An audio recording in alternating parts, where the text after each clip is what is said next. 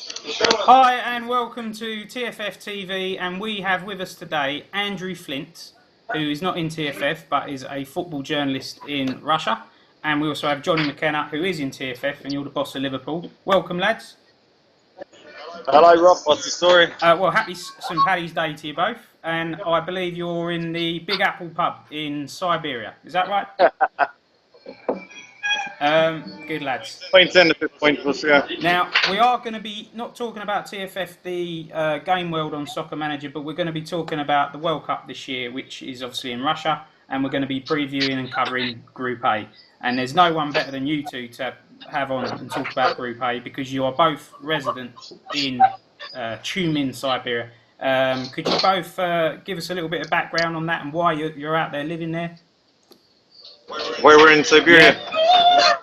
Well, nobody in Ireland wanted me, so I took the first plane out, and this is where I landed, basically. Yeah, Siberia, couldn't get you further away. Yeah. Actually, I used to work with you both, especially you, Johnny, so I know you both, and I know that pub very well. I wish I was there, actually. It's a nice part of the world. It's not... Disregard the name. Siberia gets a bad name, but... That's right. It's here. We've never had any problems. I'm here, 5-6 years? Andrew's here longer. No, forget the cold weather. You can actually have a really decent way of life out there, and I think people have the wrong idea, but... Anyway, we can perhaps change some of those perceptions on this show. Andrew, you're out there, and what exactly do you do? Because you've got a cracking background in football. Well, I mean, I came out here like Johnny, nobody wanted me in England either. It was tough to get a job, so I applied for teaching out here, and then I started writing about football locally, and then European games and international games, so I just grown to love football out here, so I do a bit of both, basically. A bit of English teaching, but mostly focusing on reporting for the World Cup, really. Did the reporting start off as a hobby for you? Was it something you really were serious about all along? Well, after university, I went to a journalism college in Wimbledon, in London, and I got my NCTJ qualification, but it was so competitive, and it sort of threw me off the idea. I lost my interest in writing. And it was just here, when I said I was English and I wanted to go to the local team, they said, "Oh, you know what, can you write about us?" Because to have an international journalist, as they wanted to call me, they said that's a bit of a cash for a lower league Russian team. So they really were welcoming. And I thought, you know what, this is what I want to do. So ended up, and 4 or 5 years later after that, here we are. So reporting as more than a hobby now. Yeah. He's being modest. They wanted Andrew so badly, they gave me a press pass as well. That is true. We are accredited FNAL journalists. I'm apparently a photographer. I need to buy a camera, but Well, I saw some of the pics on Facebook today. It was a good start. You are modest, Andrew. You've actually had been some significant achievements by you. The one that stands out for me is you had a piece published in The Guardian. Is that correct? Yes, it is. I did an investigative piece on a ridiculous Czech Republic team. In fact, it was when Johnny was getting married out in Prague. I went along to a local village. Serious ethics we've got here. We're hard-working people. I went along to the club, interviewed the directors. They went from the 7th tier of Czech football to the Premier League, and then they went bust, all in the space of about 20 years. And Guardian picked it up and published it. So, I was really chuffed with that. That was one of my highlights, definitely. He's still being modest. He won Blogger of the Year last year. I can't remember which organisation. Yeah, come on, Andrew. We need to know this. Spill the beans, Andrew. No, okay. What people will probably hear about is the Football Supporters Federation. They do so much good work. They have lowered the price for away fans travelling to a maximum of £30. So all Premier League clubs now, they either subsidise it or they make the price 20. They campaign for 20, and I think it's 30. And they run a writing competition, award ceremony. I won Blogger of the Year in 2016. So fantastic. Yeah, that was presented by whom again? Mr. James Richardson. Yeah, Football Italia himself. Yeah, the Channel 4 god himself. I grew up watching him.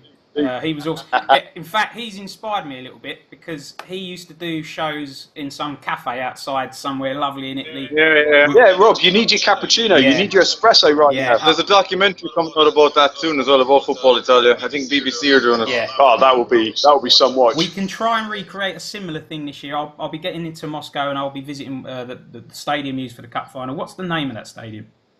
Luzhniki. Easy for you to say. Yeah. And well, I'll be going there and working on my Russian pronunciation. Okay, so there was that, Andrew. Also, there was something called These Football Times, which I know about. Can you just give us a little bit of backdrop on that? Well, basically, it's a website that also has a print magazine every 3 months, and the latest issue is generally an absolute killer. We've written about the 10 most iconic teams in the World Cup. So I wrote about Hungary 1954. You know, the team that beat England the year before 6-3 at Wembley. And there are 10. Honestly, it is. You know, what was the nickname for that team? The Magical Magyars. The Magical Magyars. Yeah, it's What's the full address, Andrew? What's the full address for these? It's thesefootballtimes.co. Right, thank you. Honestly, I implore anybody. There are really good features every day. Some from esoteric stuff to the most iconic figures. It's generally. I'm a customer of that magazine myself, and it's well worth it. It is. Look fucking fantastic. I concur. The writing's top class, and they cover really interesting aspects of football that maybe don't always get addressed. I really like it. Last Norwich, In Bed with Maradona was a website I used to read when I was younger, and same sort of style. It's taken over from that, but they've got a print version as well. Yeah. No, it's generally. I mean, I'm biased because I've been a part of it for a few years now, but it generally is. All the writers on there, there are different levels of experience, but they have a passion for researching really original stuff, and every day there's great stuff going up. The magazine, honestly, I can't tell you enough. There will be so many World Cup magazines, supplements, books that will come out every World Cup as they do. I swear to God, this really is one of the best. And really the main guy behind it, Jim Hart, people are pushing for him to be the next president of the US Soccer Federation. Yes, I will send Jim this video link. I would love Jim to come on and possibly cover Iceland, because I know he's got an affinity. Absolutely. He's got an affinity for Yeah, Iceland. Jim has connections with the Icelandic FA. He'll be a great man to have on. And also, I know quite a few of the lads in the TFF game world will be watching this and will want to come on as well. And anyone is welcome. But it is good to have a little bit of expertise. Right, lads. Without further ado, I want to move on to Group A. A really intriguing group. We have the host nation, Russia. We have Egypt. We have Uruguay. And we have Saudi Arabia. So can I ask you both, how do you see the group faring? Who's going to qualify? And key games, key players. In any order, I don't mind who wants to speak first. Well, you've got 3 solid teams in Russia, Egypt and Uruguay who've got a star man up front. Smolov, Salah, or who's the team I've left out? Uruguay will have Suarez. But they're all built on defence, basically. Don't ship a lot of goals. So I think it's going to come down to who scores more against the Saudis. Right. Saudis barely qualified. Good point. I think it was a game against Japan who were already through and fielded a weakened team that got them through in the end. Yeah. I mean, go on, Andrew. Well, no, I mean, I think Johnny's right. It's the opening game. A lot of people have made sort of disparaging comments about the opening game being one of the most low-key opening fixtures of the World Cup, Russia against Saudi Arabia. Yeah. But I think it's brilliant for the hosts because there will be, like any host nation, there'll be loads of pressure on the opening game. But against Saudi Arabia, the lowest ranked side, well, technically Russia are lower ranked, but that's because they've played friendlies for the last 2 or 3 years. It'll take the pressure off. It should be a 3 points. But I think a lot of people might underestimate how dangerous Egypt will be. I'm particularly worried about them. Uruguay have got star names, but a lot of their side are aging. Egypt are a relatively speaking, an unknown quantity, but certainly are in my mind. Salah is the standout star, and people will focus on him, but there are other players who could be dangerous too. Interestingly about Egypt, it's all about Salah. They've got the possibility for goals. In qualifying, I think it was 4 or 5 goals they conceded in 8-9 games, something like that. So they're built on a defence. Yeah. I think what I'm reading from their stats, it'll be a counter-attacking type game. They'll sit back and then try and release Salah very quickly. So any team is open to conceding with that man on the pitch. Yeah, Johnny, can you just sit back a little bit yourself? Just we get that's it. Cheers. Yeah, yeah, that's my shit. Yeah. Okay, so what I want to say, so Andrew, basically to surmise what you're saying, it's important to get a win over Saudi to get momentum. Yeah, I think so. I mean, it would be fairly catastrophic, really, if they didn't get the 3 points in that opening game, because the last game, group game, is against Uruguay, and if they go into that game potentially needing 3 points to get out of the group, it'll be a lot of pressure. So that first game, it's important, but I think it's really, if I'm being honest, from a Russian point of view, it's the second game against Egypt that for me is the really key fixture. If they get a win against Egypt, they should then already be through by the time of the last group game. So now, as you said, sorry, Johnny. Sorry, it wouldn't surprise me to see a draw between all of the teams outside of Saudi Arabia. So I think how many goals each team can put past the Saudis will be important. That situation has happened before. It would not surprise me. I just think you're both right in what you say about Egypt. They are a little bit of an unknown quantity. We know about Salah, obviously, and he could potentially be one of the standouts of the tournament if they can progress. He's one of the best players on form right now in the world. Behind Salah, though, they've got this lad Trezeguet. He's playing in Turkey at the moment on loan from Anderlecht. And before he moved to Turkey, Liverpool were linked with him. I think it was in Klopp's first window. It didn't happen or whatever. But now he's in Turkey. He's got 7-8 goals, almost as many assists. And he's the man feeding Salah. So he's an unknown quantity, as is the whole team. And maybe just as important as Mo. Yeah. Do you think the qualifying has anything to do with it? Because I looked at the qualifying table, and for me, the South American qualifying is a lot harder than the other continents. I mean, Uruguay, I know that there's 4 teams go through, and then a knocker, and also a 5th place team can go into the preliminary playoffs, but they're playing, I think, a higher calibre side than Egypt's group was fairly straightforward, 6 games. Do you think that has any bearing? Yeah, I mean, to be honest, the South American qualifying section was really odd, wasn't it? Because the first half of it, or the first 6-7 games, or whatever, Brazil were utterly terrible. Sacked, was it Dunga who was in charge, and then TJ came in and just completely turned the table on its head. And they ended up qualifying with ease. But Uruguay have got a really good history of qualifying. They're a solid qualifier. And don't forget, of course, Egypt qualifying with that unbelievably dramatic playoff game against Congo. Salah's penalty in, 93rd, something like 93rd, 94th minute. And the guy, I mean, you could see through the game, he was just unbelievably frustrated at everything that didn't go right. He clearly carries the weight of not just the team, but the whole country on his shoulders. They're taking one of the world's informed players into this tournament, which could be a big thing. Suarez is Egypt's main guy, and Cavani. Both of them are slightly coming down off the boil, to be honest. Cavani's not been as well. He's never convinced me, to be honest.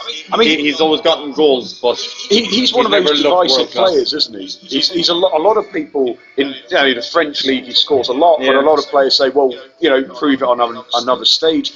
Personally, I think both of them could be. I mean, Suarez and Cavani is on paper one of the best strike partnerships at the World Cup, but at the World Cup, that's the key point. It's a different stage. Mentally, it comes into it more than Uruguay have to be the favourites to top the group because they're so difficult to beat, no matter who they're up against. Yeah, they fancy them. You've got the likes of Lewis, so they have to be favourites to top the group.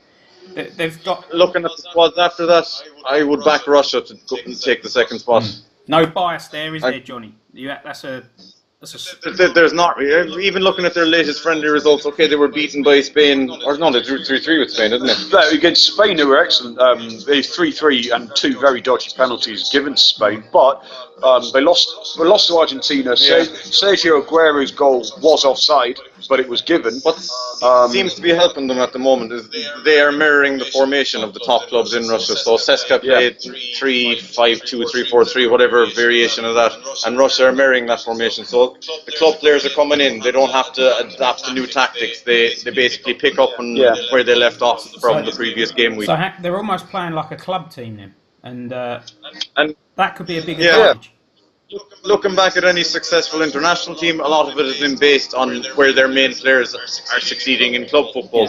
So build it around the successful club players, and it's easier to step into the international structure then. Okay, so I'm undecided. I do feel that Russia-Egypt is a really pivotal game in the group stages, because I know what you say about Cavani and Suarez coming down a notch, but I still think their quality will shine in that group. Yeah, absolutely. Maybe in the knockout stages, then you find out a bit more. But I think Uruguay, for me, would go through, and then it's between Russia and Egypt. I can't call it.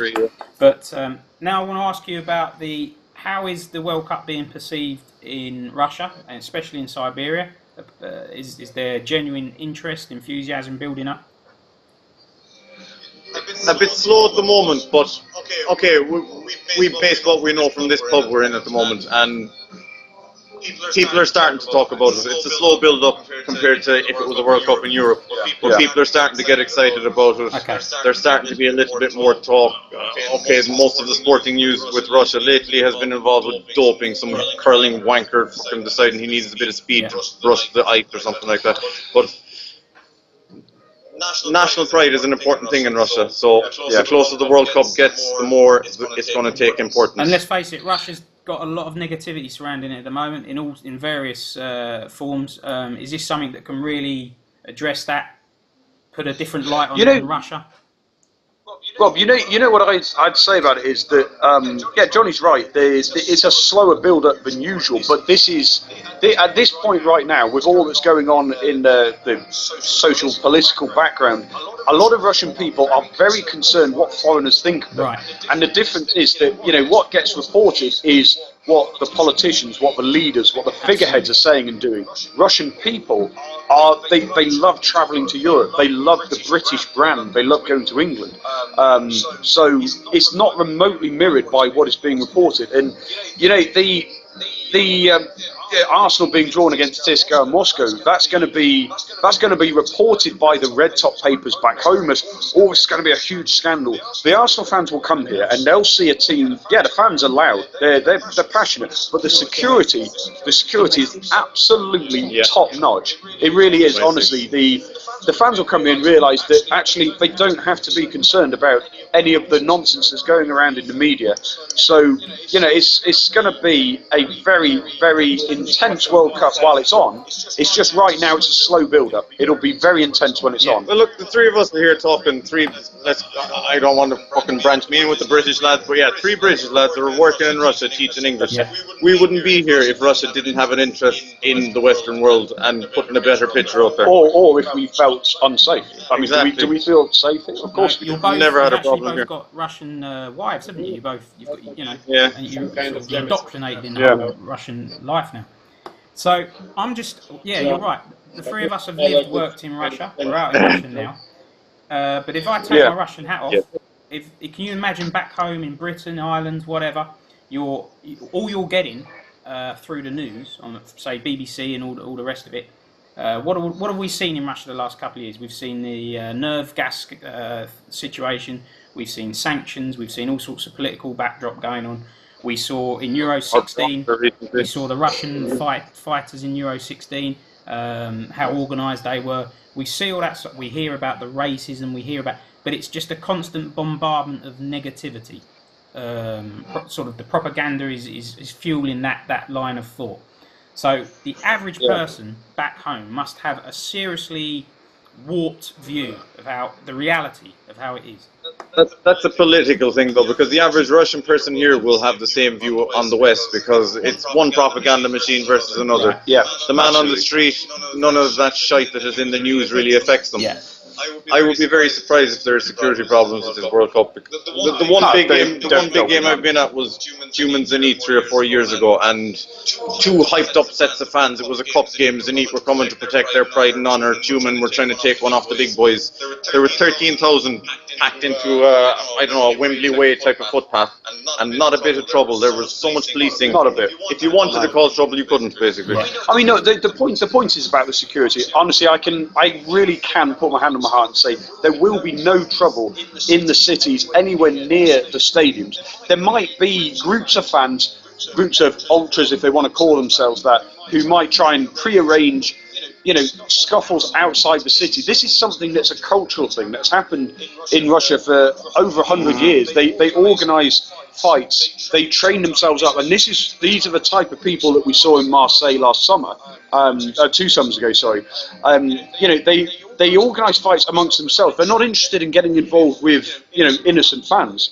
Now, in the summer in France, they ran amok simply because, for 2 reasons. One, it was a big stage against England, so they knew they would get the attention. They craved that platform. But also, the French policing was utterly useless. It was just hopeless. They had no idea how to deal with it. They know, the Russian fans know what Russian policing is like, and they know it is just so pointless trying to get away with it in the city. Every lad who caused trouble that summertime will be nowhere near a World Cup stadium this summer. The World Cup itself, you've got to, if you buy match tickets, you've got to have a fan ID, and for foreigners that will be their visa. Without a fan ID, you won't get within a kilometre of the stadium, and none of those people in the summer will get their fan ID. Because look, whether or not people believe or think that Putin supported those people is actually irrelevant, because right now Putin knows that if he puts on a show of a secure, successful World Cup, that's the whole point. That's what he wants from the tournament. We can do it, Europe can't, kind of thing. That's the message he gets to paint if it's successful. Right. But it's in their interest for this to go well, of course it is. Yeah. And it is an opportunity to put themselves in a positive light on the biggest stage.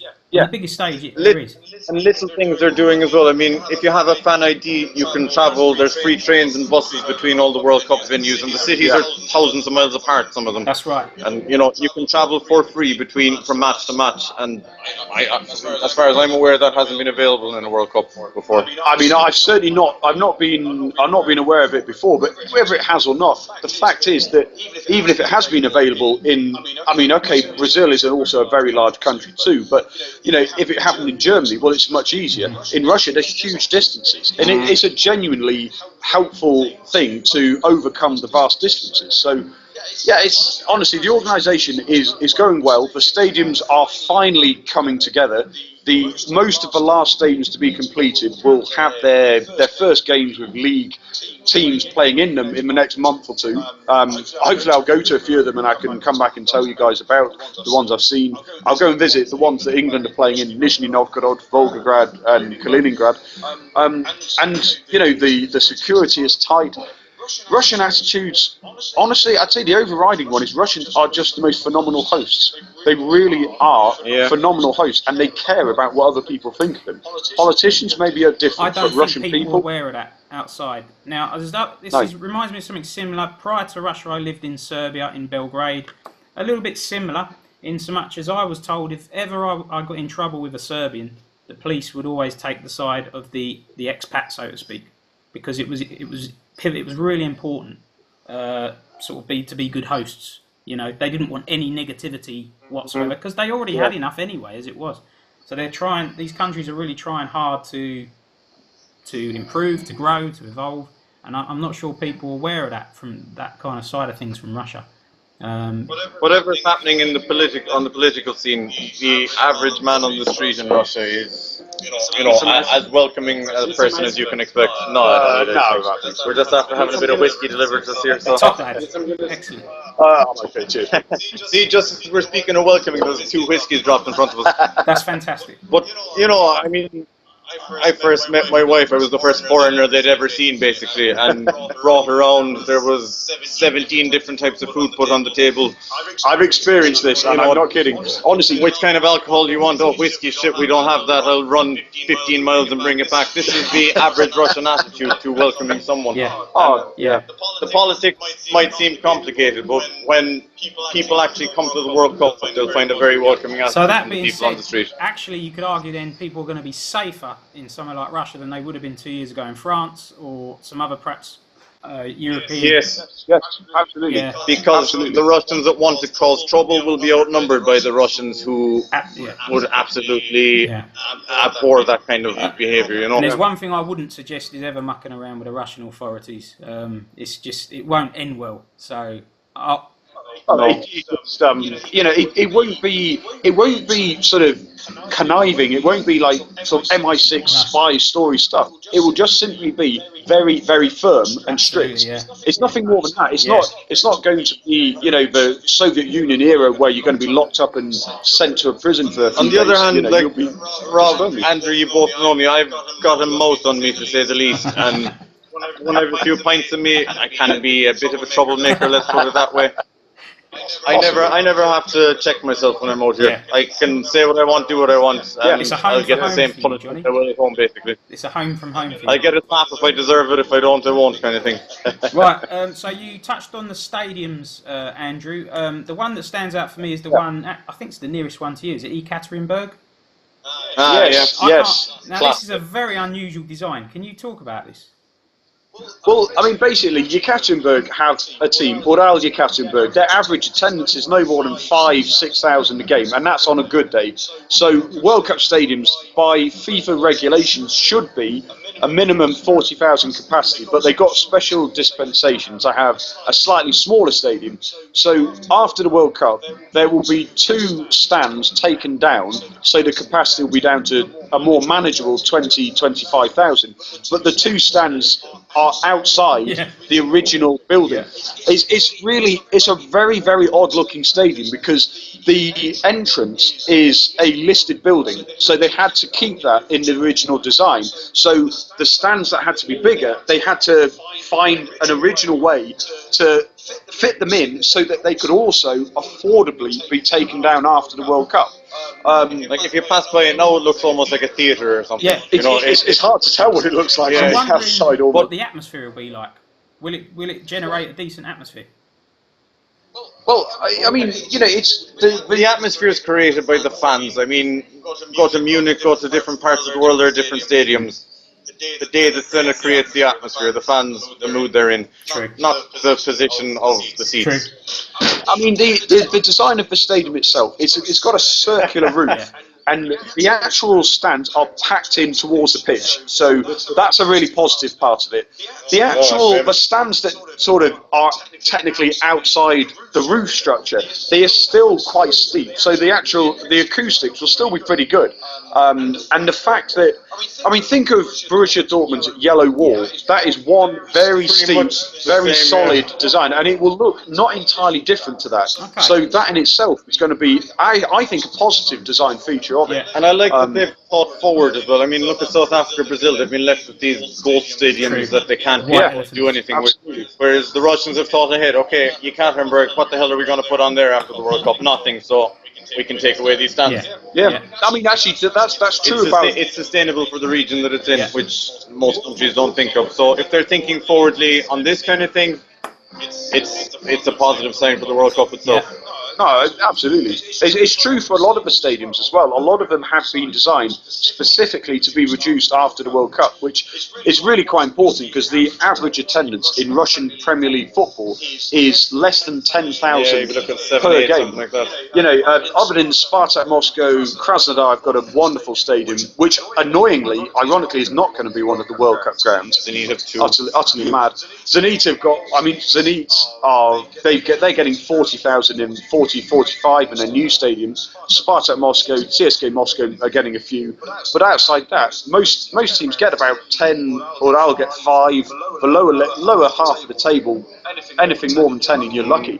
So to have more sustainable capacities is like Johnny says, is positive, is forward thinking. So that's definitely a good part. Good. It's a small detail, but it shows they're thinking about what they're doing. So What's the ticket situation?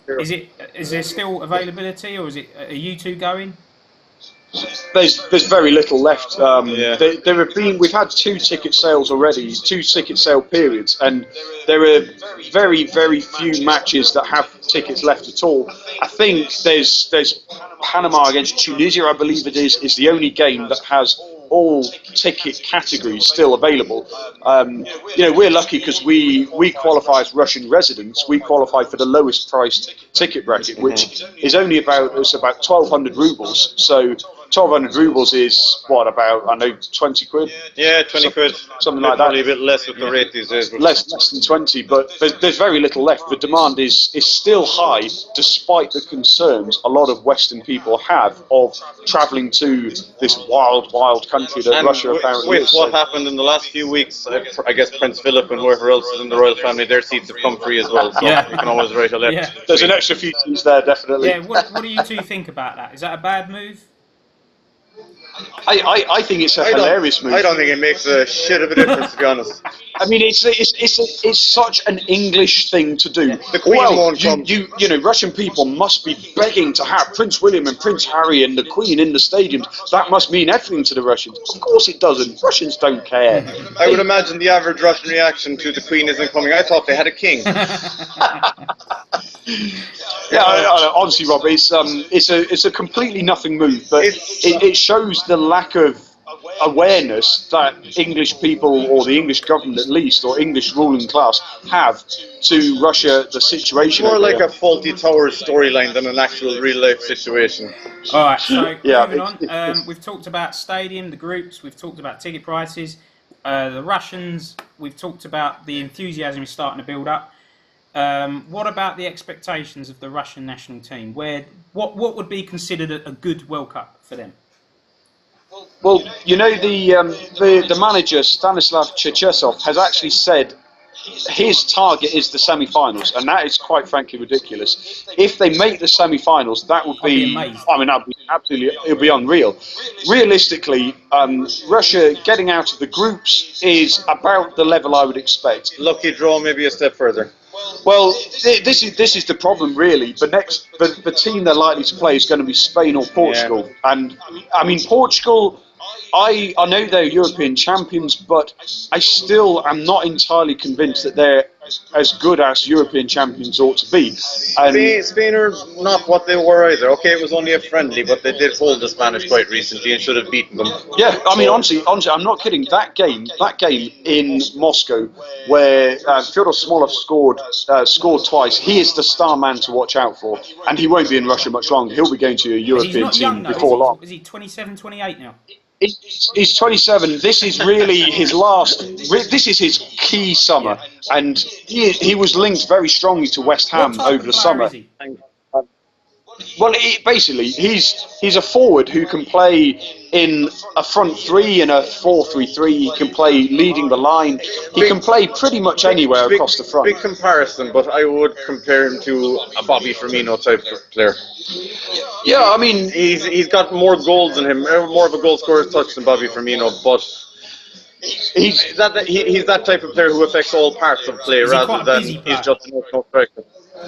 I mean, basically, the thing about Fyodor Smolov is he started, his first part of his career was a waste of time.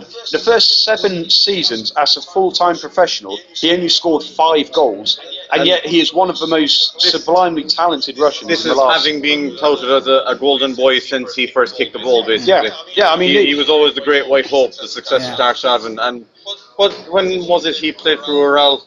He played 3 seasons ago. He played basically before he moved on loan to Ural Yekaterinburg. He'd done nothing with his career, and then he joined a struggling club, saved them from relegation, got a move to Krasnodar, who are backed by a very, very wealthy man, Sergei Galitsky, he's worth 7 billion. He's built his new stadium in Krasnodar, and this is his springboard to a top European club.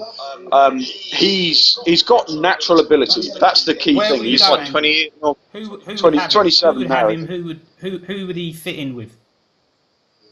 Well, he was linked with Dortmund, and we were both quite excited about that. Who did they lose at the time? Well, it was. I mean, Aubameyang was having problems at Dortmund. He's causing trouble, and he was seen. Fyodor Smolov really was going to be the replacement. They signed Alexander Isak, that teenage Swedish striker, and then Andrei Yarmolenko joined last summer. So it looked like it was off. But now that Aubameyang has left, Yarmolenko is friends with Smolov. They know each other from when they were younger. There really is. Dortmund is, I would say, pretty much the ideal, ambitious move for Smolov. If Fenerbahce were in there, wouldn't like to see him move to Turkey. He's a bit better than that. Same goes for Stoke and West Ham. I mean, as a Liverpool fan, I would take him at our club fairly happily. he's that good a player. I don't think he'll end up at that standard of a club, but he's that good a player. Guys, apart from Smolov, what about a player that I'm aware of, and it's probably through you, Andrew, but Chalov. Did I say that right? Fyodor Chalov. How good is he? Well, I mean, this is the thing, Rob. About a year ago, 6 months ago, I would have said Fyodor Chalov is the next big thing that's going to come out. He's not. I don't. For whatever reason, Viktor Goncharenko is his manager at CSKA Moscow. He's just not been playing him this season, unfortunately. But what I would say is at CSKA Moscow is a player. Whatever there is, 2 or 3 players I'd keep your eye on. Will he be in that squad? Will he be in the Golovin. Well, in the squad, there's Alexander Golovin. He's still only 21. Linked with Chelsea for quite a couple of transfer windows now. Yep. And against Arsenal, they're playing CSKA Moscow, drawn against Arsenal in the Europa League quarter-final.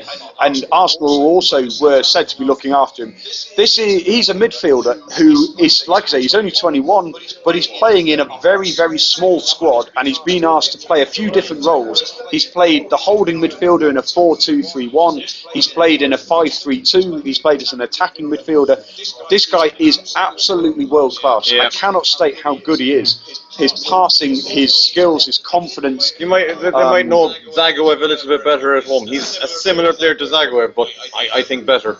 Well, Alan Zagoev at CSKA Moscow is another key component of that Russian field. What, 6 years ago, 4 years ago? As the next big thing. The difficulty is that there are lots of good Russian players, but they don't move abroad because with the quota on foreign players within the Russian league, they can earn more money playing for a club here than they could going to a Stoke or a West Ham abroad and possibly then climbing up the ladder a bit more.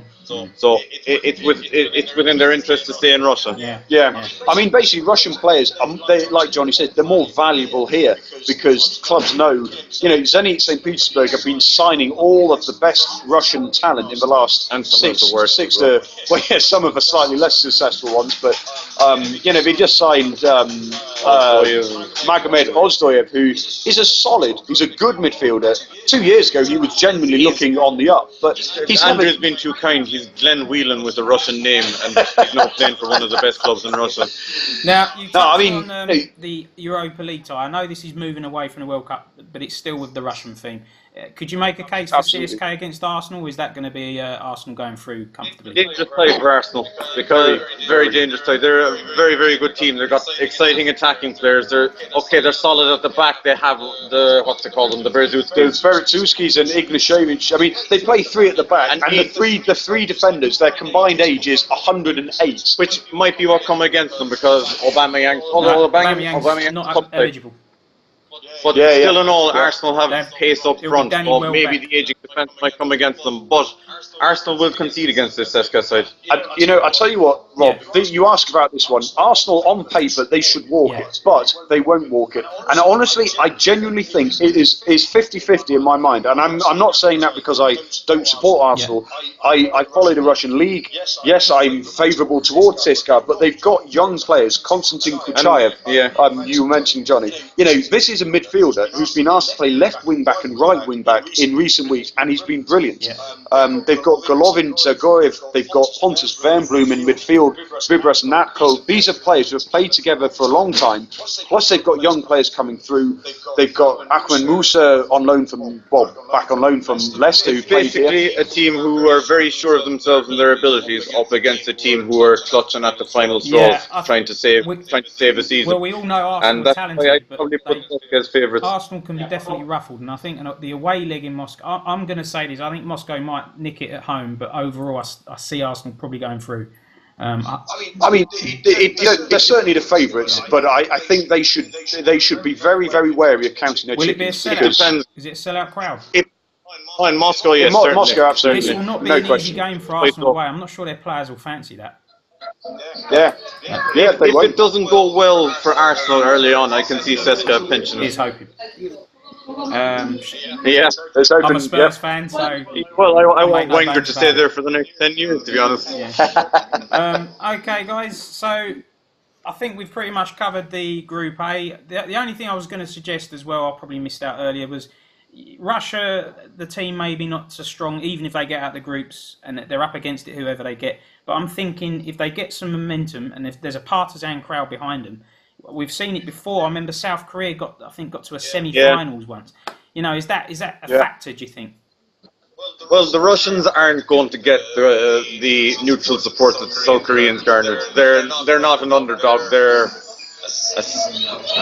powerhouse who aren't living up to their name in all other senses. Okay, on the football pitch they're not a powerhouse, but everywhere else they are. So Russia won't get the neutral support, but there'll be plenty of home support there. That might be, if anything, an advantage to us v them sort of not quite siege mentality, but we're going to show everybody what we can do. And there is honestly, the Cherchesov, the manager, he's done a great job, in my opinion, the last 12, 18 months since the Euros when Russia were terrible. He's got rid of the deadwood. He's brought through a lot of good young players who a lot of people won't know. There'll be a bit of an unknown quantity about it.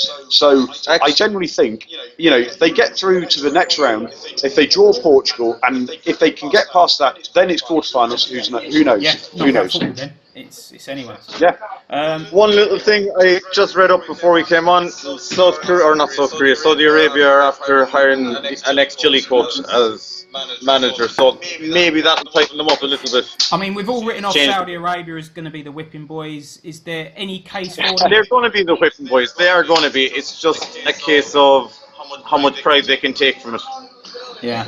I mean, can they acquit themselves well? Can they put up a bit of a fight? That's what Saudi Arabia will be looking for. Can they get a point? If they get a point, they'll be happy out. Right. I mean, what I would say about Saudi Arabia is that first game for them. I think the first game for them is the key, because the opening game can work one of both ways. Yeah. You remember 2002 when France faced Senegal, they crumbled. Senegal won 1-0, and Russia could potentially, if the tension is ranked up really high, Saudi Arabia can play a more relaxed game. They might soak up the pressure if they can come away with that, unbeaten in that game. You never know. They did score they should be one of the best goals I've seen in a World Cup, a Saudi Arabia goal. I can't remember which tournament it was, but it was an individual solo goal, and it was I can't remember who it was against. That told me that the Saudis have.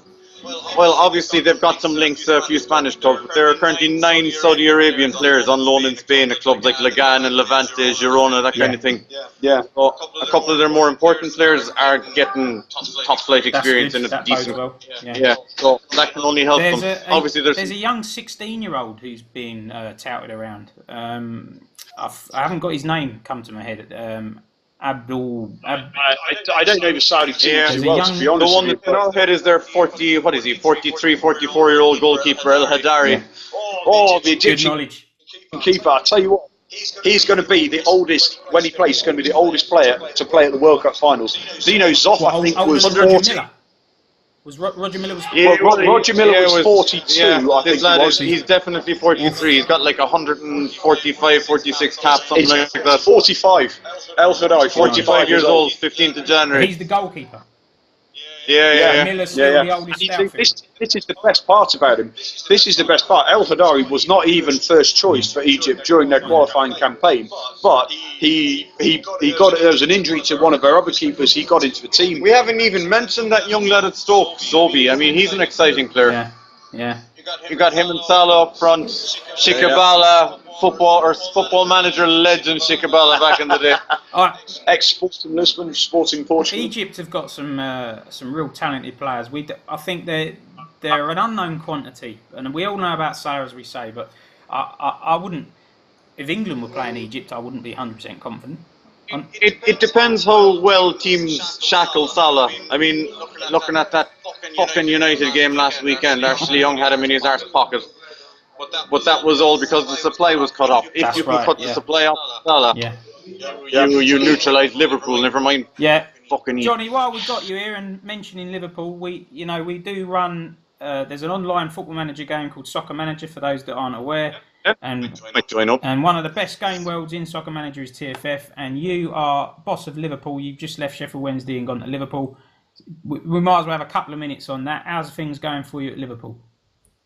I'm about 15, 16 games in 15 actually. Won 13 of them. Lost to Chelsea the other night, which cut my lead at the top of the table. From 5 points and lost to 2 left. points. All right.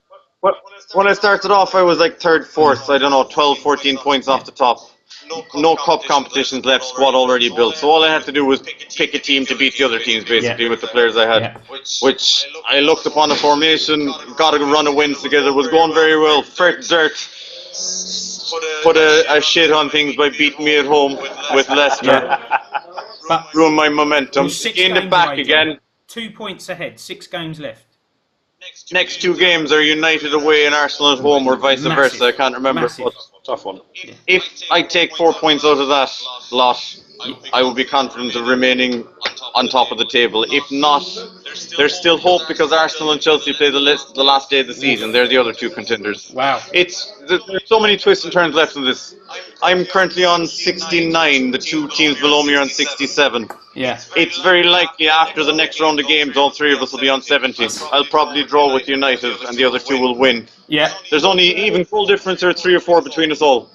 So, a lot of twists and turns. I think that Arsenal-Chelsea game last day of the season, if I can beat Noisy, I've got Watford last day. But potentially that's the top 4, because Watford are 4th, 5th, aren't they? So that's... Yeah. They're I think level on points with Everton in 5th, but still in 4th at the moment. That's a really interesting last day. You couldn't have had that any better. That's an amazing finale to the season. So... yeah. Well, I'm happy to have taken Liverpool, happy to be in there because we weren't in at the start. But I don't feel like I should take any credit for it though because the squad was built. I just had to pick a team. Well, Johnny, you say that, but they weren't top with that same team, were they? They were sort of... True enough, I suppose. True enough, but credit where credit's due. And Andrew, we'll see. Let's give you a bit of credit for a separate game world, but just very, very briefly, New World Order, NWO, Inter Milan. You had a great season there. You picked up the cup, and you've also just won the Charity Shield, I believe, as well. And manager of the season, I think you got. So fair play, mate. Andrew, just actually both of you. This is one last question on Soccer Manager. Do you find with all your sort of hobbies and your research and knowing about players from around the world, has it helped you in this game, Soccer Manager, or is it all down to luck? Well, there's one big frustration I have, Rob, and because, we focused on being in Russia and the Russian league, Johnny and I have signed quite a lot of young Russian players who are absolutely made for ratings rises. Yeah. And the frustration we have is that they just are not doing the ratings updates of the Russian league or a lot of other leagues. But it definitely does help. Johnny and I will talk to each other about. We've heard about one of our contacts or friends or colleagues has said this player is playing. He's 18 years old. There's I can't remember his first name. Elif Elmas, for example, a Macedonian attacking midfielder for Galatasaray, for example. I heard about. He's 78 rated. I signed him for a few clubs. He's going to go up and he'll make me money. What it has made me show this game is what actual work a proper football scout does. Yeah. Because I'm not patting myself on the back or anything, but there's been a few players lately. You'll find, I don't know, you'll go through Transfermarkt, you'll see this 18-year-old is getting quite a few first-team games, and you'll sign him up. And then a month later, he signs for Torino or Man City or wherever it is. Vitalia Damascan, that's a good example. And you're thinking, why didn't this happen a year ago? I'm here sitting with a whiskey and a laptop, and I can find this culture. Why can't some bastard who's paid to do it a year earlier than me? A very good point, to be fair. It's true, isn't it? So really, Johnny... I speak to the sheikhs, to the princes, to the American consortiums of this world. You don't need a scouting system. You need Johnny. You need to join Soccer Manager. Yeah. Basically, then, what about all these sort of connoisseurs that sort of announce themselves as scouts? It's not really scouting, is it? Or is it? It's, you hear it on Soccer Manager, you see it on news feeds, in the Facebook chat. He's a top scout, he's this, he's that, but it's not scouting, is it? It's going on your laptop and it's looking at statistics. Well, the ironic thing speaking is... about Russian hospitality, the lad at the table next door just came over and told me to shut up. Which is ironic, because we'll be the ones telling them to shut up in about 4 hours' time. But no, Rob, you mentioned that about the scouting, but a lot of scouting nowadays genuinely does start from this. My favourite story, remotely related to statistics and online games, was Alex McLeish's son was playing Football Manager, something like 12 years ago, whenever he was at Rangers. And he said, there's this really good Argentinian lad at Barcelona, Dad. And he said, "Go on, you've got to have a look at him." And you'll guess who the guy is. You may have heard of him, Lionel Messi. And he said, "No, I can't be bothered. I don't need a short lad like that," and just brushed over him. But his son had spotted him for him through Football Manager. That's the way of the modern world nowadays. So compare my soccer manager CV to Steve Staunton's managerial CV before he got the Irish job, and I can't reckon there's much difference. Darlington is a tough job. There's a lad in Baku, or I don't know, is it Kazakhstan or Azerbaijan? Yeah. He got one of the top club jobs, 20-something-year-old, based on what he had done in virtual gaming. Yeah, that's crazy. Based on his knowledge from that. But almost like a Moneyball approach, you know? Oh yeah. Yeah. So maybe there's hope for the three of us to ditch the teaching and go into football management. Who knows? Absolutely. Not the way I drink. I'm even wondering if I'll have a teaching job on Monday, but we'll see. Right, lads, it's been brilliant. I don't want to take any more of your time. You've got to go and enjoy the beers. I'm going to upload this Just onto about YouTube. to go and watch Ireland steal the Grand Slam. Yeah, when's the Not a rugby? chance. When's that on? Is that started? I don't know, it's probably just 15 minutes ago. Sorry, 15 lads. minutes ago. So, Andrew, I want to get you on every week and do this again. And Johnny, you're always welcome, mate. Yeah, I'll do a, TFF one before long as well, whenever you're doing one. All the best, lads. Yeah. Take care. Alright. Cheers. Cheers, Rob.